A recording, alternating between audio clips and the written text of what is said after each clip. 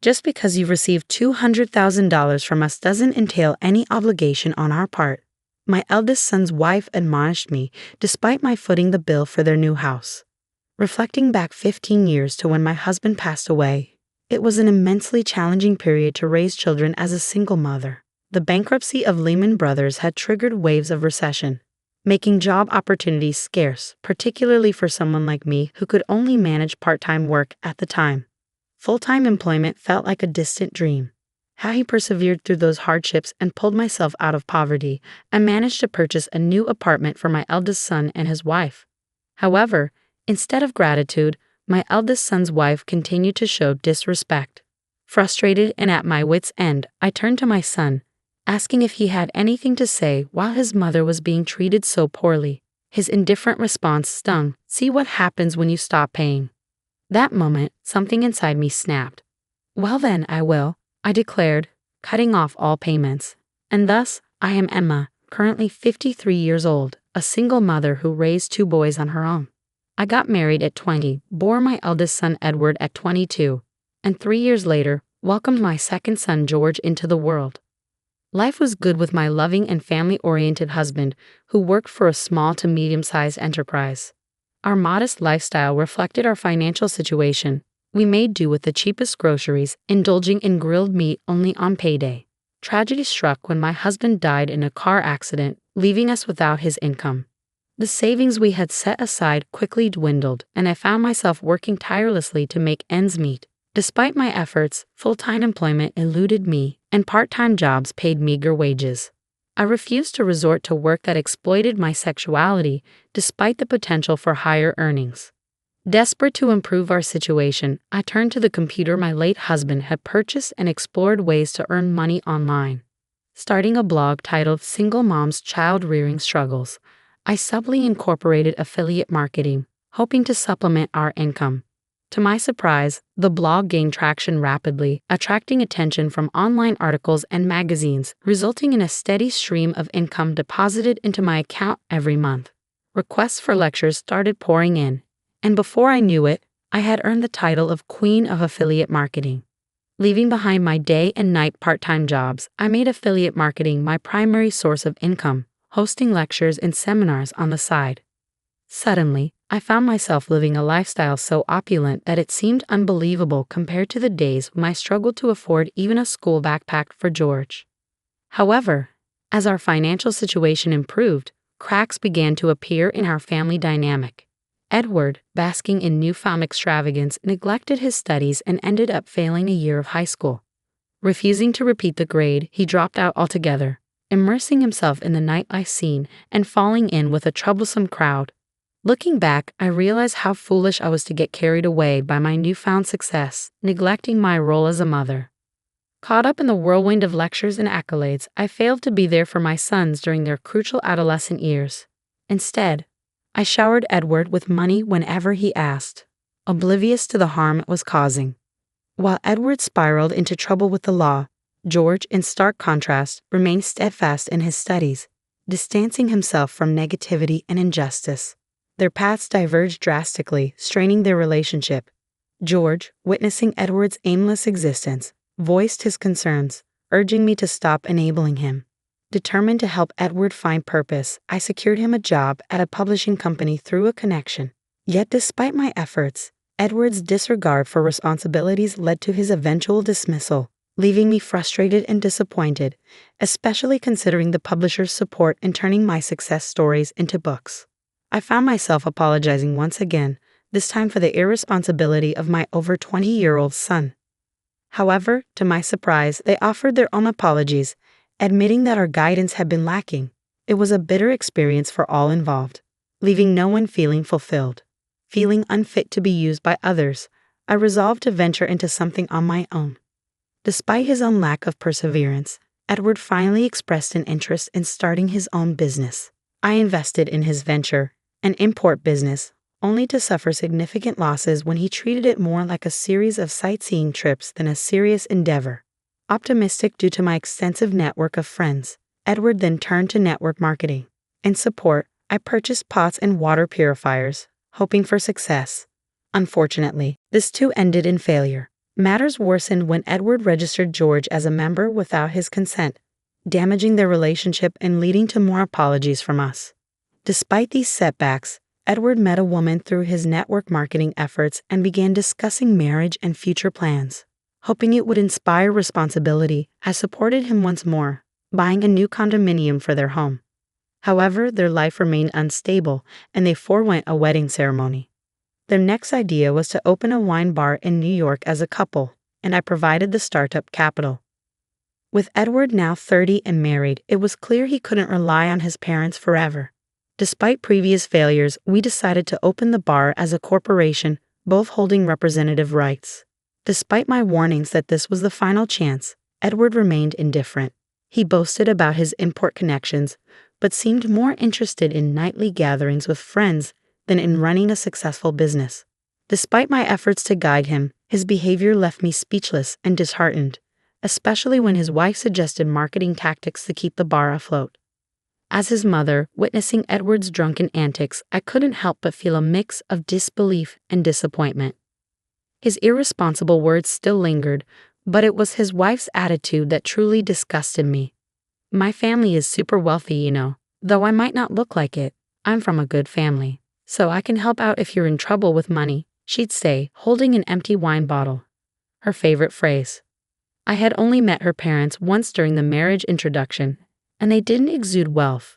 Her imposing older brother, Kevin, who seemed to be in charge, made a stronger impression. Edward's odd fondness for his brother-in-law left me uneasy. Months after the shop opened, it was hemorrhaging thousands of dollars monthly, depleting all the startup capital I had provided. Despite my efforts to cover the deficit, Edward and his wife remained unconcerned. Distraught, I turned to my younger son, George, for advice. Though he had been avoiding Edward since the network business incident, he listened kindly and promised to investigate. A week later, I visited the shop again. It was nearing month-end and rent and utility deadlines loomed. The shop should have been bustling, but it was empty except for Edward, his wife, and Kevin's group, all getting drunk. Approaching Edward, I calmly expressed my concerns. But before he could respond, his wife interjected, her speech dripping with entitlement. Her callousness was too much to bear. You promised to work hard with Edward, I retorted, unable to stay silent. What is this situation? I couldn't understand why they spent every day getting drunk with Kevin's friends. Today, I decided to confront them about the situation. I didn't anticipate a satisfactory response from my clearly intoxicated daughter-in-law. Instead, it was my brother-in-law who spoke up. What are you talking about? If you close the shop, it will only damage your own reputation. After all, you're a joint representative, he asserted, lounging back on the sofa with a domineering air, showing no respect for his elders or relatives. You're just nouveau rich who doesn't know how to use money. That's why we're spending it for you, he continued, bombarding me with unbelievable words. Overwhelmed by his audacity, I finally became emotional. An exchange of heated words ensued, and I couldn't hold back any longer. I'm the one who provided the money to open this store and for your apartment. How can you say such terrible things? I exclaimed, feeling the weight of my husband's absence keenly. Unable to tolerate the insults any longer, I turned to Edward, hoping for support. But he remained silent, even as his mother was being insulted in front of him. Then try stopping the payments, he retorted callously, his words cutting deep. Something inside me snapped. I'd be happy to do just that, I declared, leaving the shop with those words ringing in the air. As I exited, I heard her shouting after me, as if to ensure I heard her challenge. Days passed, and at the turn of the month, they summoned me to the store. It seemed they were feeling the pressure from all sides due to the missed payments. Reassuringly, George agreed to accompany me. Arriving at the shop, I found Edward, his wife, and Kevin waiting. Kevin, ever the provocateur, remarked sarcastically about George's presence, insinuating he was my bodyguard. Thankfully, Edward clarified that George was his younger brother, and Kevin seemed to understand, his speech surprisingly clear without the influence of alcohol. However, I noticed something amiss. Edward remained standing while his wife and brother-in-law lounged on the sofa. Kevin wasted no time in addressing the situation, his tone heavy with accusation as he rested his feet on the table. I couldn't contain my anger at his utterly outrageous behavior and snapped back, reminding him that it was none of his business. But George intervened, urging us to continue as it wasn't entirely unrelated. Introducing himself once more, he revealed his profession. I am George, an attorney.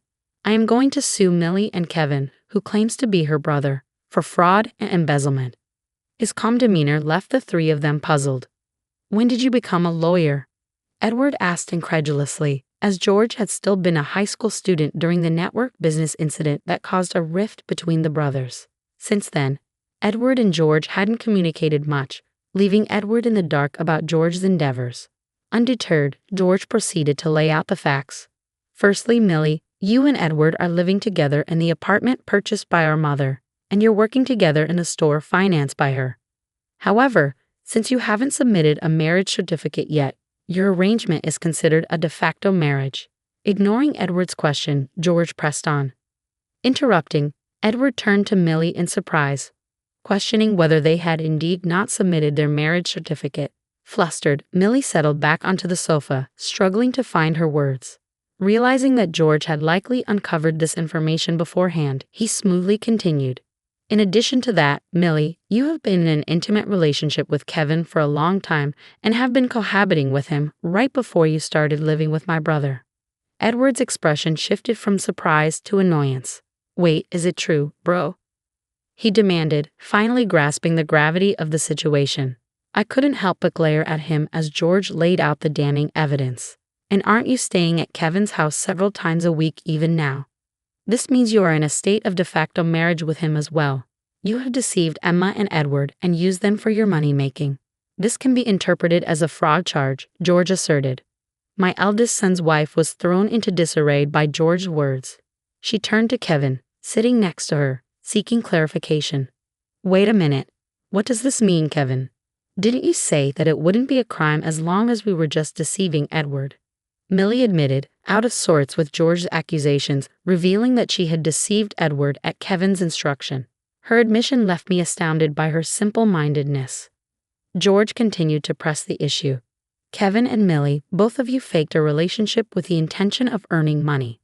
Emma would not have bought an apartment if she knew the truth. So you owe her monetary damages, George stated firmly, leaving no room for doubt.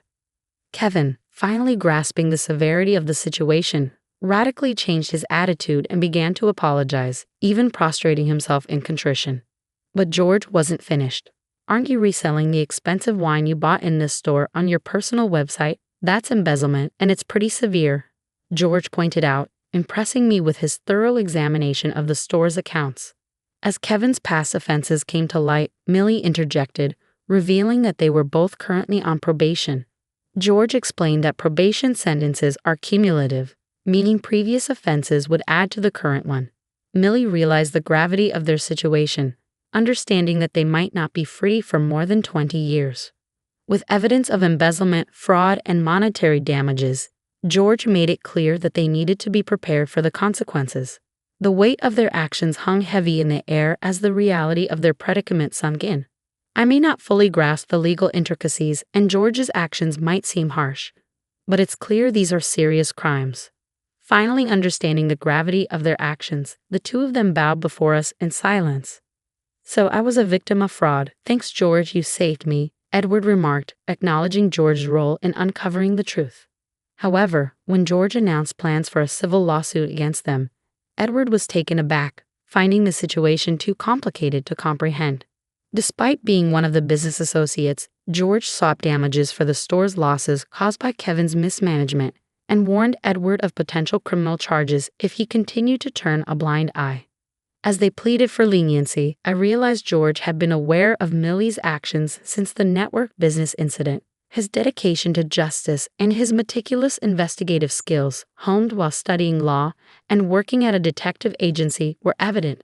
Despite his firm stance, I couldn't help but marvel at his growth from a bullied child to a capable adult. Ultimately, George chose not to press charges immediately, citing the statute of limitations for fraud cases. He observed their behavior, hoping for genuine reflection and change of heart, and change they did. Millie now works diligently at a nursing home, while Kevin dedicates himself to church duties as a priest apprentice. Even Edward, once a cause for concern, has distanced himself from his past associates and runs the wine bar with integrity. Their transformations give me hope for the future. Perhaps it's time to celebrate their progress with a launch party for the wine bar. And as I reflect on the twists and turns of this journey, I consider writing a book to capture the remarkable story of redemption and growth.